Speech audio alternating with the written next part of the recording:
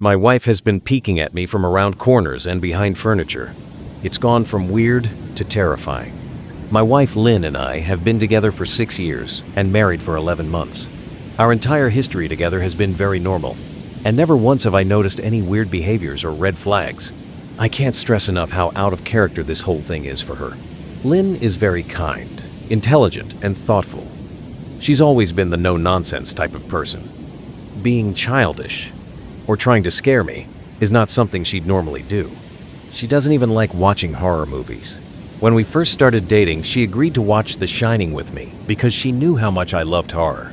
She was so scared that she didn't even make it through half of the movie before we had to turn it off. She isn't into anything creepy and has never been into pranks. It's just not her cup of tea, and that's fine. But that's what was so strange about this. It's just so unlike her. I should also add that she never had any mental health issues, and as far as I'm aware, it doesn't run in her family.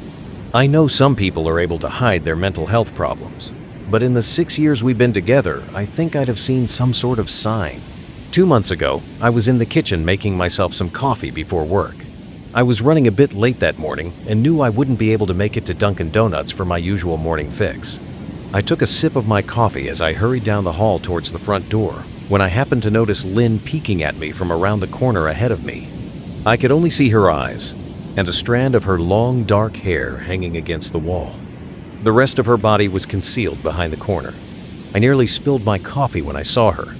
"I did burn the shit out of my lips," I said, wiping a few drops of coffee from my pants.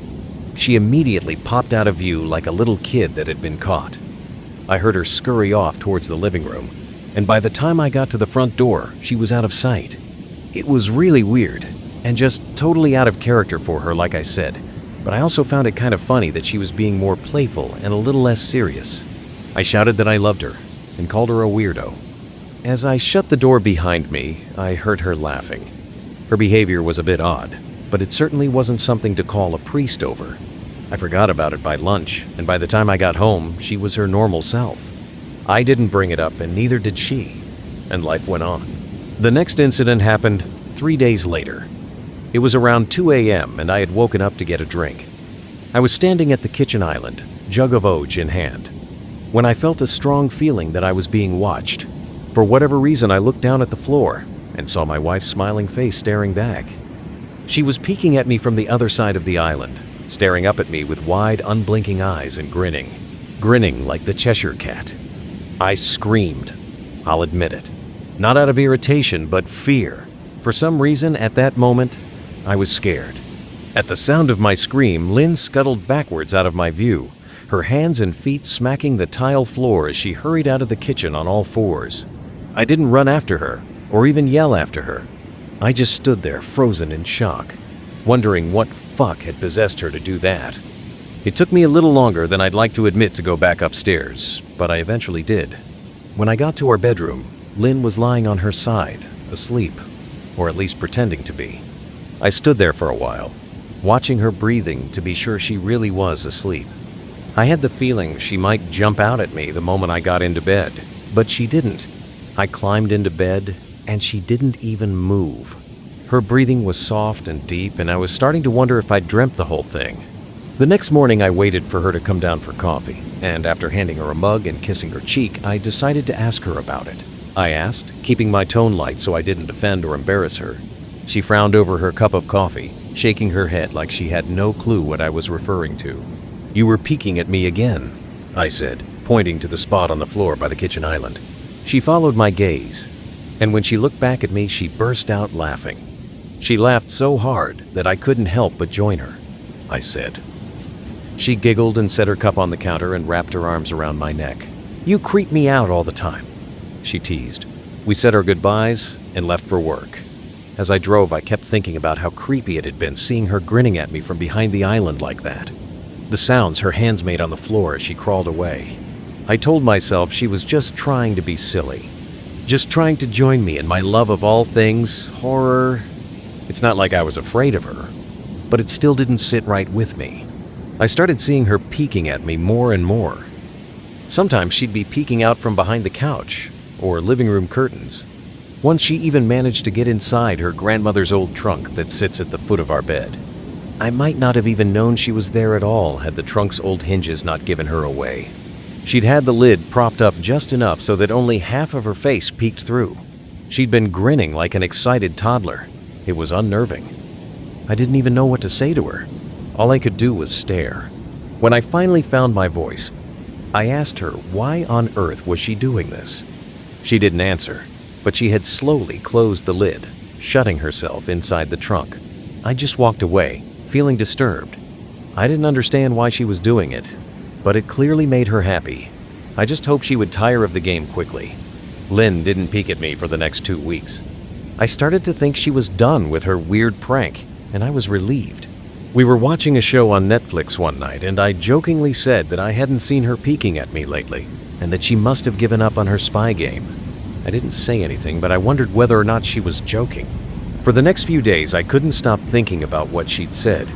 Was she still peeking at me when I wasn't looking, and I just hadn't noticed? And if so, what the hell was she getting out of this? I started to feel paranoid, constantly checking whether she was watching from around the corner or behind a door. I was jumpy whenever I was home and she wasn't in full view of me. I felt stupid and a little crazy. But after a few weeks without another incident, I began to relax. I stopped checking behind furniture and walls and told myself it was just a bad memory. Lynn left to go to a friend's, and I lounged on the couch and played a couple games on my laptop. Around 9 p.m., I hopped in the shower, and as I was washing the soap from my hair, I felt that awful feeling that I was being watched. I slowly opened my eyes and almost had a fucking heart attack. Lynn was peeking from behind the shower curtain. Her entire head stretched into the shower, leaving just her body outside. Her long dark hair hung against the curtain, the ends dripping with water. Her mouth hung open in a terrible grin, eyes wide and red, as if she hadn't blinked in a while. I screamed and jumped back against the wall. She didn't move, nor did her smile waver. Her makeup ran down her cheeks in 2 black streaks. She looked giddy and completely deranged. I was fucking terrified. We stood like that for a few moments, neither of us saying a word. Finally, after what felt like forever, she slowly pulled her head back out of the shower, and I watched her blurry figure through the curtain as she moved backwards towards the bathroom door. A second later, the bathroom door slammed shut, hard enough to rattle the mirror. I screamed again and jumped out of the shower to lock the door. I stayed inside the bathroom for over an hour. Maybe I overreacted to some of you, but joke or not, I wasn't going to put up with the crazy shit anymore. That's what I kept telling myself as I paced in my bathroom, stopping to listen at the door every few minutes.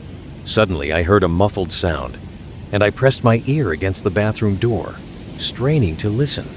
I couldn't hear anything, but I envisioned Lynn standing on the other side of the door, giggling at her joke. I felt a surge of anger.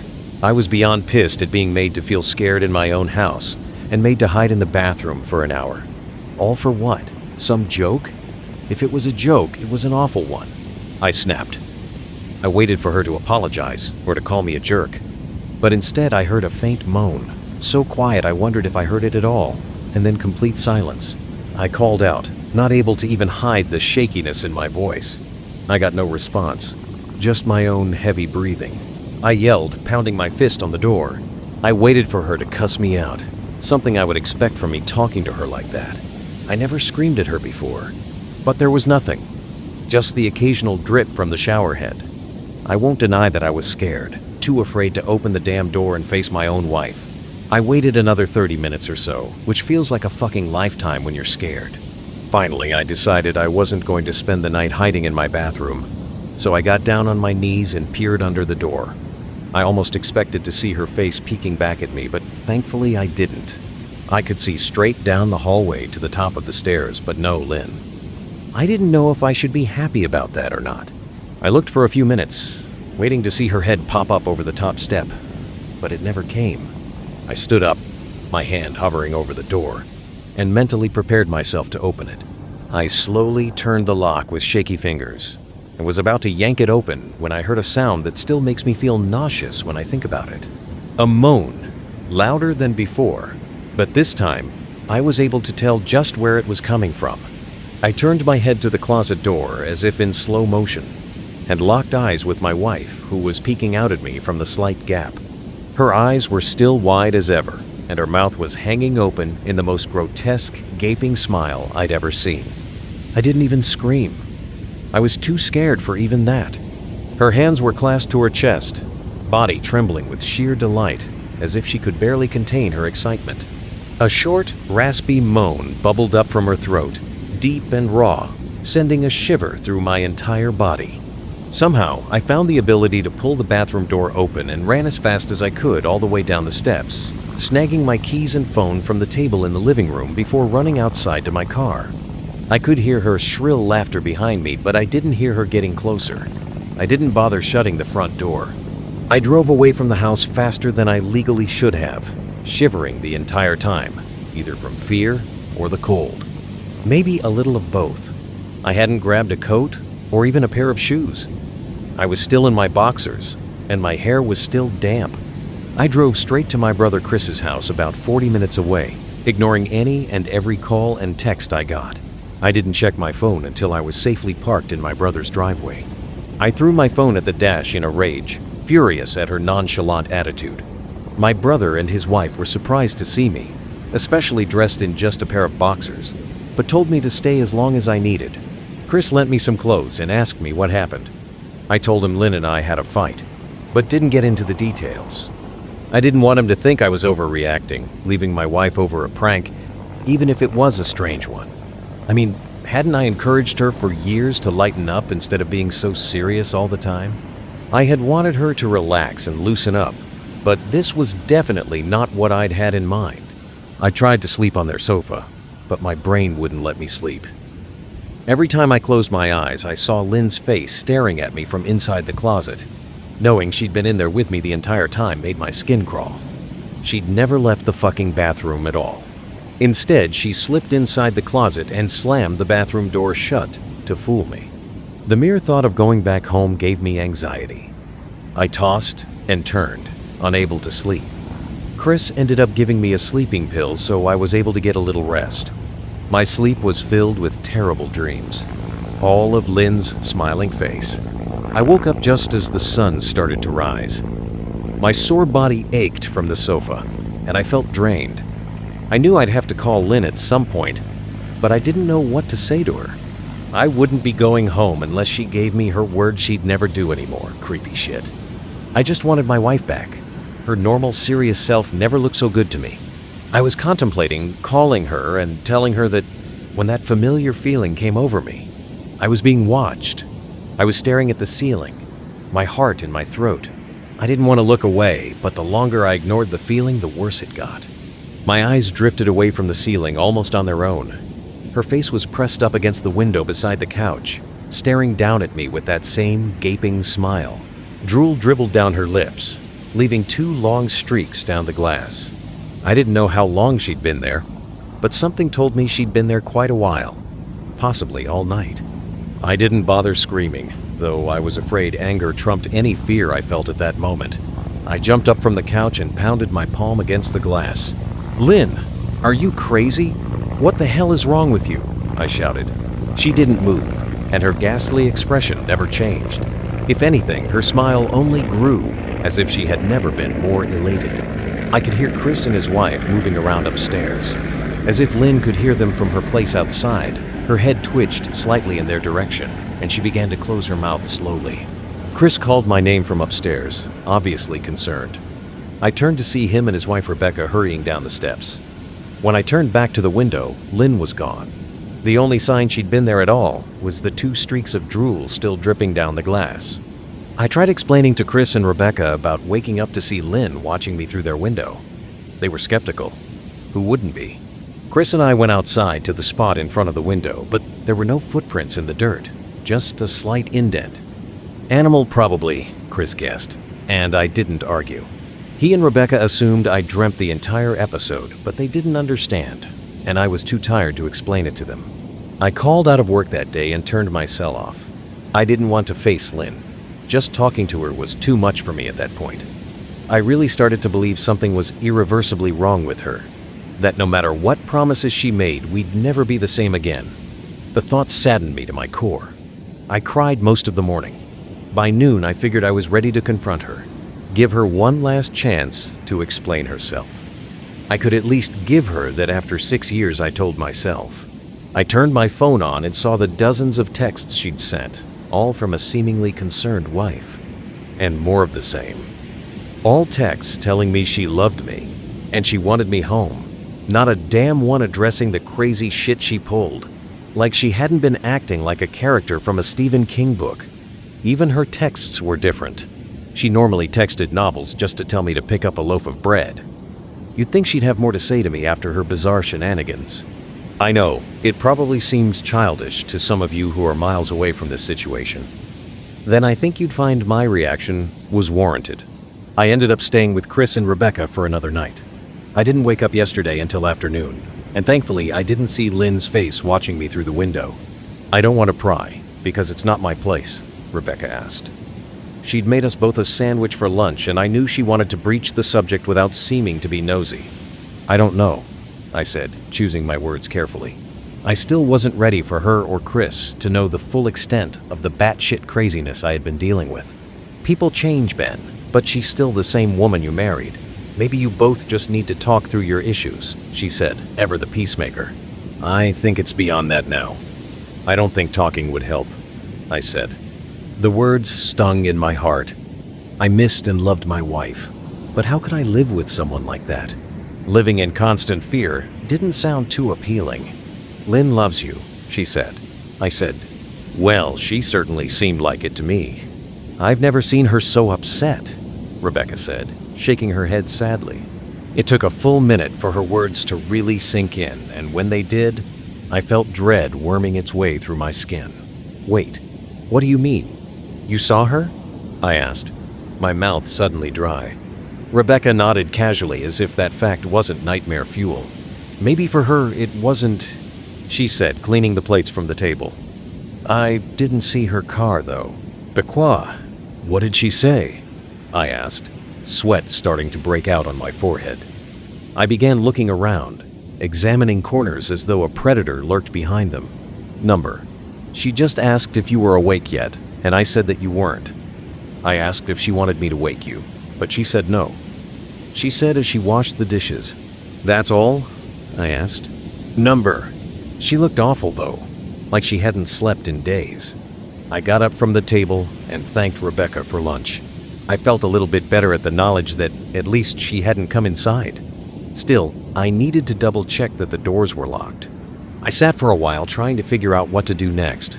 I didn't want to go home, but I felt that I owed it to Lynn to help her if I could. Hadn't I swore an oath to love and honor her through sickness and in health? Clearly, she was very sick. If she was sick, which I truly believe she was, I had to try and get her the help she needed. But I didn't even know where to start. I didn't want to call the police, and besides, what the hell was I going to tell them? That my wife was peeking at me? That she was being creepy? As bizarre as she'd been, she still hadn't committed any crime. Not yet, anyway. The police would have probably said that I was overreacting. But this wasn't some prank. It felt wrong. Dangerous, even. Like something sinister lurked beneath her smile. I knew as her husband I was well within my rights to have her committed. But what if she simply acted normal in their presence? She'd obviously been able to fool Rebecca into thinking she was just a concerned wife. As long as the doctors didn't find her a danger to herself or others, they'd have no choice but to release her after 72 hours. I felt lost and overwhelmed. So I did what any husband in my position would do. I called her mother. I didn't want to, believe me. Her mother, Marianne, and I were never on the best of terms. We'd never fought or anything like that. She just wasn't a very warm person and wasn't really easy to get along with. She hardly ever smiled, and when she did, only her lips would move into a thin-lipped smile, leaving her eyes as blank as before. She gave off this aura that felt like she was permanently on the offensive. I'd only met her twice, and both times were for such short visits. I got the impression she didn't approve of me for her daughter. Lynn always ushered us out quickly, as she didn't want me to feel uncomfortable, which I was grateful for. Being in her mother's company felt almost unbearable, like walking on glass. I was glad when we moved 3 states away, so we didn't have to see her often. I was happy to avoid the woman, but I needed her help. I really didn't want to talk to her at all, but I had to talk to someone, and someone who knew Lynn better than I did. So I grit my teeth and did what I had to. She answered, already sounding irritated. "Mary Ann, it's me, Ben," I asked. I could hear her cluck her tongue in irritation. "I'm in the middle of writing some checks, but if you insist, I suppose I can spare a moment," she said coolly. "It's about Lynn acting strangely, and I was wondering if you had any idea whether there was something." I was quickly interrupted. She asked. I could almost see her standing there in her thin sweater and slacks, tapping her fingernails impatiently on the table. "I wanted to know if you'd ever noticed any odd behavior," I asked. "Something else." Finally, after a few seconds, she spoke. "I'm not sure if this is one of your jokes, Benjamin, but if so, I don't find the humor in it. Now I do have business to attend to, as I've said, so if you don't mind," she said. But I cut her off before she could get rid of me. "Mary Ann, it's not a joke. I'm sincerely concerned about Lynn's mental health. Her behavior has been very erratic lately," I said, my frustration evident in my voice. "If you're truly concerned, then I suggest you get the health professionals involved," she snapped. I could tell she was seconds away from hanging up, and for some reason I was desperate not to let her. I had the feeling that she knew a lot more than she was letting on. "Please." I tried. I heard a faint, shaky intake of breath, as if she were trying to hold her steely persona together, but failing. "Mary Ann, what's rar?" I started. "Benjamin, I don't know what to tell you. My only advice would be to seek professional help. Do not call here again." I tried to call out to her, but she'd hung up. I tried to wrap my head around the call and her refusal to help me. Even if she didn't like me, why wouldn't she want to help her own daughter? I couldn't understand that. I tried to replay the conversation, desperate to find something I missed. After a while, I almost gave up, until I remembered her last words to me. "Seek professional help." She'd said those words with a bit of urgency. I could have just been grasping at straws, but no. I was sure her voice had changed ever so slightly when she'd said that, as if they were very important. What had she meant? I assumed she'd been referring to medical professionals, but maybe she was referring to someone else. Someone that she didn't, for some reason, feel comfortable saying directly. Or maybe I was just desperate. I waited for Chris to get home, and after a very long and exhausting conversation with him and Rebecca, I convinced them that Lynn truly needed psychiatric help. I didn't tell them everything. I wasn't prepared to go into it yet. But I told them about our last encounter, how she'd hidden in the bathroom, peeking at me from the closet. They were obviously shocked, but thankfully they believed me. They too just wanted to help her. Still, they didn't think it was all that serious. Weird, maybe, but not dangerous. They just kept saying that Lynn had to be playing some kind of weird joke, Rebecca offered, if only half-heartedly. Chris didn't think we should involve the police just yet. He offered instead to go with me, and I readily accepted. He reasoned that calmly talking to her, trying to coax her into going willingly, was the best recourse. I agreed to do it his way. At least I wouldn't be going into that house alone. We drove over this morning, just after breakfast. There was no way I was going at night. When we pulled into the driveway, my stomach began doing somersaults. Her car wasn't there, but I still didn't let my guard down. The front door was ajar, and for a split second, I thought we'd see her eyes staring through the gap. I was shaking and starting to sweat. Chris, however, was fine. He waited for me to open the door, his hands in his pockets like he was going on a fucking stroll through the park. I envied his ignorance. I pushed the door open and was immediately hit with the stench of rot. Chris smelled it too, and he walked in the house behind me with his nose scrunched up. "Chris mumbled," I said, my eyes darting around for any signs of Lynn. The house was deadly quiet and dark despite being 10 in the morning. All the curtains were closed up tight, refusing to allow any sunlight inside. If I hadn't left it just 2 days prior, I'd have thought the house to be abandoned. We moved through each room, carefully checking any place that she might hide, occasionally calling her name. Chris asked eventually. He was looking at me like I was a moron, I whispered. He shook his head but followed me up the stairs to check the bathroom and spare bedroom. On the way up, my shoes crunched over pieces of glass that looked to be littered over a few of the steps. I noticed that one of Lynn and my wedding portraits that hung on the wall along the staircase had been smashed. The frame hung crookedly, all the glass removed, I stared at the picture, a lump forming in my throat. We had taken the photo just after leaving the church, after saying our vows. She looked so beautiful in her white gown. I looked at Lynn's beautiful face. I never dreamed her face would ever be a source of terror for me. We climbed the rest of the steps and checked the spare bedroom, but it looked completely untouched. I was hesitant to go into the bathroom, my fear from that night coming back to me all at once. Chris noticed and offered to go in by himself, but I couldn't let him do that. So we walked in together, checking the closet and the shower. The bathroom looked as if it hadn't been touched since the night I left. "I don't think she's here, Ben," Chris said. I nodded and went into our bedroom and shoved some clothes into a duffel bag. When I checked inside our closet, I came across the source of the smell and gagged. Chris took one look and lost all color in his face. He had to go stand by the stairs to get away from the sight and smell. I gazed down in shock at what lay inside my bedroom closet. Soaking into the rug were at least a dozen eyeballs, all carefully laid out in pairs. Some were as large as a quarter, while others were as tiny as a marble. I stared down at the eyes she'd collected from small animals, and I wondered how she'd gotten them, and shuddered at the thought. Man, I thought I had it bad with Becca's shoe addiction. But fuck me, Chris said, gagging. He called from the hall. I grabbed my duffel and shut the closet door on my new nightmare. I stepped out into the hall and took a deep breath of air. I could taste the rot on my tongue, and I couldn't help but gag. Chris mumbled. I said, "She doesn't need help, Ben," he said. "You coming or what? I can't stand the smell any." His words died in his throat, and his eyes grew wide with fear. I didn't ask him why. I could feel it. Someone was watching me, and I didn't think it was the eyes in the closet. I turned around, my eyes slowly scanning the bedroom. "Christ," I whispered, as I finally saw what we'd missed. Under the bed, curled on her side, watching us with the excitement of a kid on Christmas morning, was my wife. She held her hands together just under her chin, and they were shaking eagerly. Now that she knew she'd been found, I could hear the quiet noises she was making. A sort of hiccuping sound in her throat, as if the excitement was just too much for her. It was unnerving, to say the least. Wide eyes, and that same huge smile. Everything in me told me to run, but I forced it away.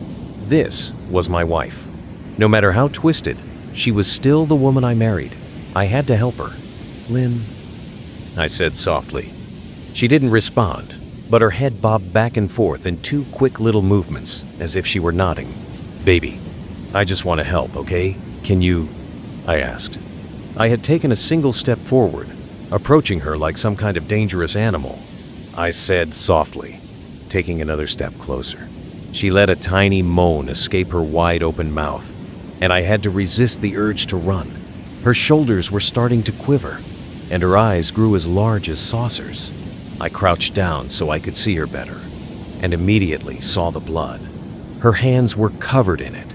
They trembled more the closer I got, as if she was barely able to contain herself. "Lynn, are you hurt?" I said. She bobbed her head again, her bloody fingers moving up and down as if playing an invisible piano. They occasionally grazed her chin, leaving smears of blood on her skin. I wanted to recoil in disgust. The smell that was coming off of her was revolting. I could feel the vomit trying to climb up my throat. Her lips were dry and stretched thin, blood seeping between the cracks. I knew she wouldn't come out on her own, but I didn't want to leave her in the state she was in. I scooted closer and reached out to her. The excited hiccuping sounds got louder, and her hands shook, fingers flexing. It was then that I could see the blood oozing from in between her fingers. "Oh my God, Lynn," I said. Instinctively, I reached out to take her hand, but before I could even touch her, her hand sprang out towards me. A sharp pain shot through my arm, and I fell back on my ass. My arm burned, and I could see the blood dripping down onto the carpet. I looked back at her in shock and saw her grinning madly, her fingers clutching a large shard of glass. Chris asked from behind me. I turned my head slightly and nodded to him, cradling my arm to my chest. When I turned back to face Lynn, I saw that her focus had shifted. She wasn't looking at me anymore, and she wasn't smiling anymore either. She was staring past me, her eyes glaring at Chris the way a hungry lion might stare at an antelope. Her mouth was still hanging open, but it was twisted into a snarl. I got to my feet and began walking backwards down the hall, afraid to take my eyes off her, Chris asked. The moment the words left his mouth, Lynn started fast, scooting out from under the bed, the glass shards still in her fist. "Chris, run!" I yelled. He must have been too afraid to move because a second later I felt my back bump into him.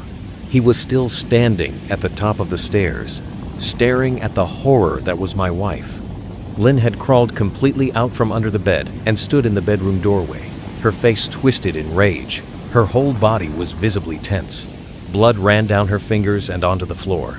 I reached back and pushed him towards the steps.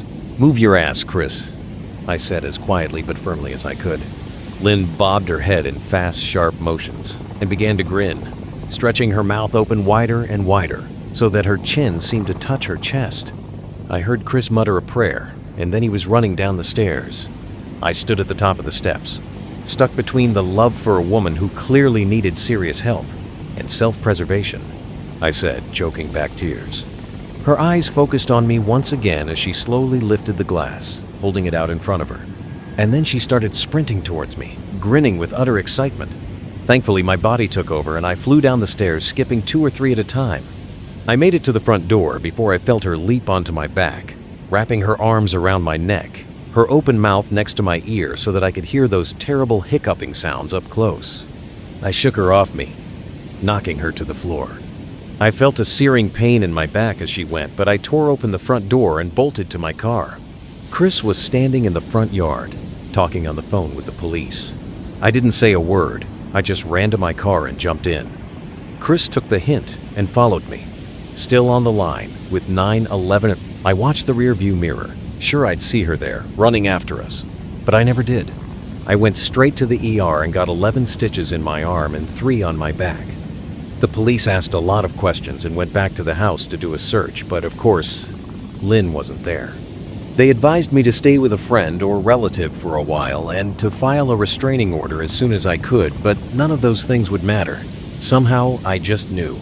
I dropped Chris off at home and went to a motel an hour away.